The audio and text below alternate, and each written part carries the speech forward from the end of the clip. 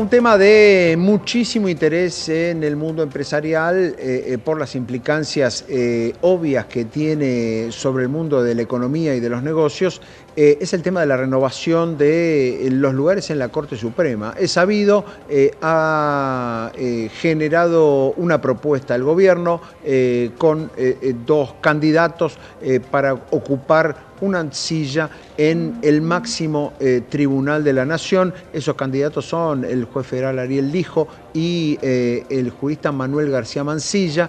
Y bueno, en base a eso, desde luego, se ha generado un debate natural y esperable, como ocurre en estos casos, ante la magnitud de la noticia, ¿no? Nada menos que ocupar lugares en la Corte, personajes sobre todo, en el caso de Ariel Lijo, bien conocidos por su trayectoria y por lo que sería la información judicial. Son candidatos muy fuertes que el gobierno ha definido y que desde luego genera una apertura a un debate, a determinados posicionamientos para evaluar las aptitudes de cada uno de ellos para sentarse en la Corte Suprema. Para hablar de este tema estamos en comunicación con Garrett Edwards, abogado, integrante de la Fundación Libertad, donde dirige el área de investigaciones jurídicas. ¿Qué tal, Edwards? Gracias por atendernos.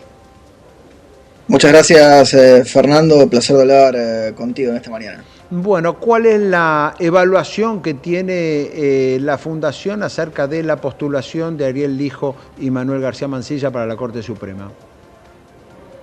Bueno, claramente se está siguiendo el procedimiento establecido por la normativa vigente, tanto por la Constitución como por la normativa de rango inferior, es decir, un decreto de comienzos de los 2000 que fuera modificado recientemente por Javier Milei cuando se dieron a conocer los dos nombres propuestos. Esa pequeña reforma tiene que ver porque hoy lo que tenemos son 4 de los 5 ministros que debería haber en la Corte. Están Lorenzetti, Rosati, Rosenkrantz y Maqueda.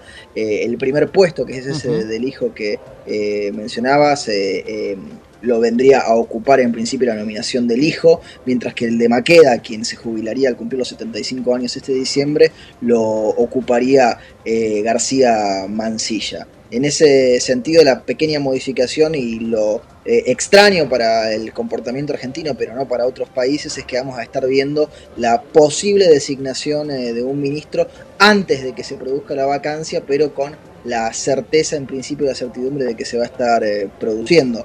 Lo marcaba muy bien que en principio parecería iba a haber mucha más resistencia con Lijo que la que terminó habiendo, si uno se fija los avales que se han ido presentando, mientras que García Mansilla, que tiene una postura ideológica quizá más conservadora o más clara con respecto, por ejemplo, quizá a lo que fue la discusión por el tema del aborto, es quien ha recibido una mayor cantidad de oposiciones en esta primera etapa, que es solamente una porción del trámite que vamos a ver y que va a tener desarrollo ahora en estos días de cierre de julio y durante todo el mes de agosto. Bien, particularmente más allá de esta cuestión procesal, la opinión de la Fundación acerca de las postulaciones es favorable. Yo creo que ambos candidatos, Fernando, tienen tanto sus puntos a favor como sus puntos en contra. Respecto del hijo, en todo caso, aquellos cuestionamientos que se han presentado que tienen que ver con cuestiones a investigar, ha sido el Consejo de la Magistratura el que tiene en su caso las potenciales denuncias y presentaciones y quien tendrá que expedirse si así lo considera. Del lado de García Mansilla no ha habido cuestionamientos de ese tipo, han sido todos cuestionamientos de índole ideológica. Yo he tenido alguna diferencia por caso en lo que era el voto de desempate hace algún tiempo entre si podía hacerlo o no podía hacerlo quien fuera el presidente del Senado cuando no estaba la vicepresidente Villarroel presidiendo las sesiones. Ese me parece que era un tema cerrado para la doctrina y para la jurisprudencia argentina, que el doctor García Mansilla revivió recientemente y que me parece que no era quizá el más adecuado. Me da la impresión de que acá no va a haber mucha discusión de índole técnica con respecto a los aportes que pueda hacer cada uno de ellos, sino que va a terminar siendo claramente una definición política, ¿no? Sí, ahora, de todas formas, el procedimiento de selección claramente incluye ese costado, ¿no? Y además, digo, tratándose, sobre todo en el caso del hijo que integra el fuero federal y que ha tenido no solo acusaciones en su contra, sino participación en tantos casos de situaciones muy polémicas y sobre todo situaciones de mucho debate público. Es natural que haya ese debate político más allá de las credenciales hasta académicas, si se quiere, que puede tener cada uno de los dos candidatos.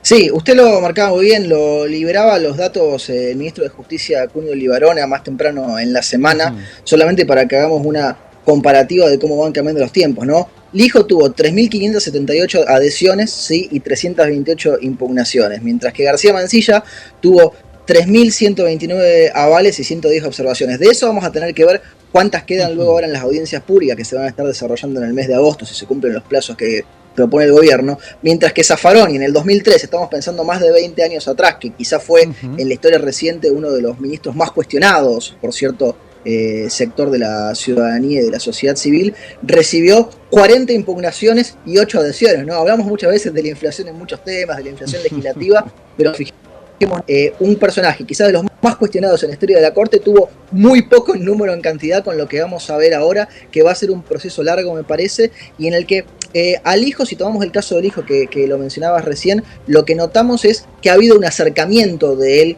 como juez en el último tiempo, previo a su nominación y luego de su nominación. Quizá el caso más paradigmático sea el de la causa AMIA, donde se lo ha notado con avances que no se habían visto en años anteriores. Uno siempre nota ese tipo de movimientos que tienen que ver lamentablemente más con el vaivén político que con los aspectos técnicos que se debían considerar en los casos. Quizá eso haya sido tomado con buenos ojos, sin duda alguna, por el oficialismo al momento de nominarlo, ¿no? Bien, ¿qué ocurre con el Senado? Reciente tomaba ahí como antecedente lo que ocurría con Zaffaroni allá por el comienzo del gobierno de Néstor Kirchner, donde el Senado, más allá de que la crisis del 2002 era tan reciente, tenía claramente una mayoría justicialista que no se modificaba nunca. Ahora estas nominaciones llegan a un Senado que es un polvorín, que está muy fragmentado en los partidos. El debate de la ley bases lo demostró claramente, la gran cantidad de cruces y de votos no siempre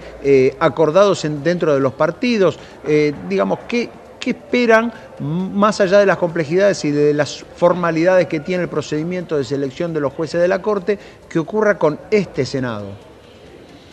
Bueno, esto puede ser que sea muy rápido si se respetan los tiempos que marca la norma, o muy lento si lo vemos dilatado por las convocatorias que tiene que ir haciendo el Senado. Ahora van a publicar en el boletín oficial en los próximos días la convocatoria para las audiencias públicas, lo van a publicar en los diarios de gran tirada, y eso va a generar un plazo para que se presenten impugnaciones para los que quieran ir a la audiencia a defender o a atacar, ¿sí? Estas audiencias son las que van a formar el material, la base, para que la Comisión de Acuerdos en el Senado, que es la Cámara que va a tener que luego reunirse, emita su dictamen. Supongamos que todo esto pasa en el mes de agosto, ¿sí? Y que emiten un dictamen, ya sea favorable o negativo, un dictamen de mayoría que permita luego convocar una sesión. Esa sesión va a requerir, lo marcabas muy bien, 2/3, ¿sí?, de los presentes. Ahí va a estar el juego total y absoluto de quiénes se sienten ese día, si se obtiene el quórum. Es decir, vamos a tener una sesión, como cualquiera de las otras que hemos tenido este año, en el que todo se va a estar jugando hasta el último momento, hasta que estén sentados todos en sus escaños y en sus asientos, y ahí uno quiere creer que el gobierno no va a convocar a una sesión, no va a permitir que avance sin haber contado antes cabeza por cabeza cada uno de los votos. Me da la impresión de que puede ser que veamos algo muy similar a lo que sucedió con la ley de bases, de gente que se define a último momento, alguno que se toma algún viaje que no le permite estar presente, todo eso que lamentablemente estamos acostumbrados del funcionamiento cotidiano de la política, en algo que es muy trascendente, porque esto siempre se explica en las facultades de Derecho.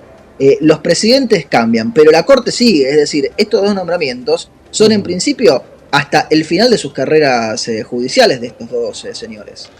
Así es, muy relevante el debate y seguramente traerá también mucha cola. Es interesante la distinción, no solamente en lo que tiene que ver con las cualidades técnicas o académicas de cada candidato, sino por supuesto en el aspecto político. Gareth Edwards, abogado, director de investigaciones jurídicas de la Fundación Libertad, muchas gracias por estos minutos.